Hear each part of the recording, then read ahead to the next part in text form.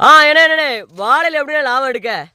வாழையில லாபம் பாக்குறதுலாம் ரொம்ப ஈஸியான ஒரு மெத்தட் இருக்கு. என்ன நாங்க எப்படி ஃபாலோ பண்றோம் கிராமத்துல, இப்போ வாழை போட ஆரம்பிச்சாச்சு அப்படின்னா இன்னைக்கு ஒரு 3 மாசத்துக்கு அப்புறம் வந்து இந்த நாட்டு வாழையில வந்து பக்கத்துல பக்கு வாழை வந்து முளைக்க ஆரம்பிச்சிடும். சரி, இந்த பக்கு வாழை வளர ஆரம்பிச்ச உடனே அதுல வந்து இலை வந்து அழகா சீர ஒரு ஒரு நிலைப்பாடுல வந்து அதுல வட்டமா அகலமா சூப்பரா சாப்பாடுக்குள்ள இலைய வந்து இதுல உருவாயிரும். சரி, இந்த இலைய வந்து நாங்க என்ன பண்ணுவோம்னா ஒரு நாள் விட்டு ஒரு நாள் 3 நாளுக்கு ஒரு தடவை வந்து இலை வந்து ரொட்டேட் ஆகி வளர்ந்து விரிஞ்சிட்டே இருக்கும். நம்ம அடுத்தடுத்து என்ன பண்ணுவோம்னா கெட்டி கொண்டு வந்து சந்தையிலயோ கடையிலயோ போட்டு சேல் பண்ணிடுவோம். சரி சரி. சேல் பண்ணும்போது எப்படின்னா ஒரு இலையோட ரேட் வந்து இன்னைக்கு வந்து 3 ரூபா, நல்ல பெரிய இலை 3 ரூபா 2 ரூபா 1 ரூபா அப்படின்ட்டு இலைய பிரிச்சிடலாம். சரி, 100 இலை 300 ரூபாய்க்கு போயிடும்.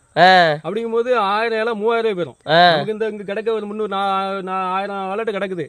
நமக்கு வர இலை வந்து அதிகமான வருமானத்தை நம்ம கொடுக்கும். எதுக்குன்னா இதை வர வருமானம் வந்து நமக்கு இதுக்கு உரம் போடுறதுக்கும் விவசாயத்துக்கு நஞ்ச வயல் தக்காளி வெண்டைக்காய் அதுக்கெல்லாம் உரம் போடுறதுக்கும் இது உதவி ஆயிடும். அதுக்கப்புறம் இந்த வாழையும் வளர்ந்து ஒரு வருஷம் பயிர் ஆயிடும். அதுக்கப்புறம் கொலை வெட்டணும்னா அது ஒரு 300-400 ரூபாய்க்கு மூடு போகும். அப்ப அந்த மூட்டுக்குள்ள ஈக்குவலும் தாண்டி இது இலையில காசு வந்துடும். கொலை வெட்டினதுக்கு அப்புறமும் இந்த பக்கு கண்ணு வந்து ஒரு போல நல்லா வளர்ந்து உயரமா வந்துடும். இலை அதிகம் பெரிய இலையா வந்துட்டு இருக்கும். கொலை வெட்டினதுக்கு அப்புறமும் நம்ம ரெகுலரா தண்ணி பாய்ச்சிக்கிட்டே இருந்தோம் அப்படின்னா அதுக்கப்புறம் ஒரு வருஷம் வரைக்கும் கூட நம்ம இலை எடுத்து நம்ம அதுல காசை பார்த்துடலாம். என்ன வீட்டு செலவு பிள்ளைகள் செலவு ஏதாவது சின்ன சின்ன செலவுகளுக்கு எல்லாம் வந்து நமக்கு நிறைய சப்போர்ட் கொடுத்துக்கிடும். விவசாயிகளுக்கு நல்லா முதலீடு பண்ணி ரொட்டேட் பண்ணிக்கிடலாம். அடுத்த வயலை உழுது போட்டு அடுத்த பருவங்களை பண்ணதுக்கும் இந்த இலை வந்து அதிகமான சப்போர்ட் கொடுக்குது. அதனால விவசாயிகள்ல வந்து இங்க வாழை விவசாயம் பண்றதுல இது எங்களுக்கு கொஞ்சம் இலை சப்போர்ட் கொடுக்கறதுனால எங்களுக்கு விவசாயத்துல தோத்து போறதுக்கு வாய்ப்பே இல்லை. அதனால வாழை வயல்ல எங்களுக்கு இது ஒரு முதலீடா பண்ணிட்டு இருக்கோம். நிறைய இடங்கள்ல சிலர் வந்து வாழை போட்டுட்டு அந்த இலையா இருக்க மாச்சப்பட்டு அந்த அழிஞ்சு கிளிய விட்டுருந்தாங்க, நாசமா போயிருது. பக்கு கண்ணு அறுத்து விட்டுருந்தாங்க, அது வேஸ்டா போயிருது. திரும்ப அதுல இருந்து முதலீடு பண்ண முடியாம வாழையில லாஸ் ஆகுதுன்னு சொல்றாங்க. நிறைய வாழை சின்ன பக்கு நிறைய வளர்ந்தாலும் சரி, சில சல்லு மூடு வந்தாலும் சரி, பக்குல இருந்து வர இலை நமக்கு கை கொடுத்துவிடும். அதனால அந்த வாழையில நாங்க ஈஸியான ஒரு மெத்தட்ல ஒரு வழியா நான் ஃபாலோ பண்ணி இதை கொண்டு போறோம். நம்ம விவசாயம் பண்ற நம்மளே அதை விற்பனை பண்றதுனால நமக்கு லாபம் கிடைக்கும். இது இன்னொரு வியாபாரிகிட்ட கொடுத்து அறுத்துட்டு போனோம் அப்படின்னா நான் அவனுக்கு குத்தகை தான் கொடுக்க முடியும். ரேட்டு நமக்கு கிடைக்காது. நம்மளே விவசாயியே வியாபாரியா மாறும்போது அதுல நம்ம லாபம் பார்க்க முடியுது. வேற எதுலயுமே இதுல வாய்ப்பு இல்ல. கொலை வெட்டுறதுல அதிக லாபம் கிடைக்குமானே? கொலை வெட்டுறதுல நமக்கு சில நேரம் மார்க்கெட்ல வந்து ரேட்டு கூட போகும் குறையா போகும். அதுல நமக்கு வருமானம் வருமாங்கிறது ஒரு ஒத்தையார் எட்டையாங்கிறது தான் டவுட் தான். துல்லியமா நமக்கு இதுதான் பிக்சட் ரேட் அப்படின்னு சொல்ல முடியாது. அதை எப்படி நிர்ணயிக்கலாம்? அதை நிர்ணயிக்கிறது வந்து எப்படின்னா நம்ம ஒண்ணு போல இப்போ வாழை போட்டிருக்கிறது நம்ம இன்னைக்கு 1000 வாழை போட்டிருக்கோம். நம்மளை பார்த்து நிறைய பேர் 5000 போட்டிருப்பான் 10000 போட்டிருப்பான். அப்போ எல்லாரும் ஒரு போல காய் வெட்டி சந்தைக்கு போகும்போது அங்க ரேட்டு குறைஞ்சிரும்.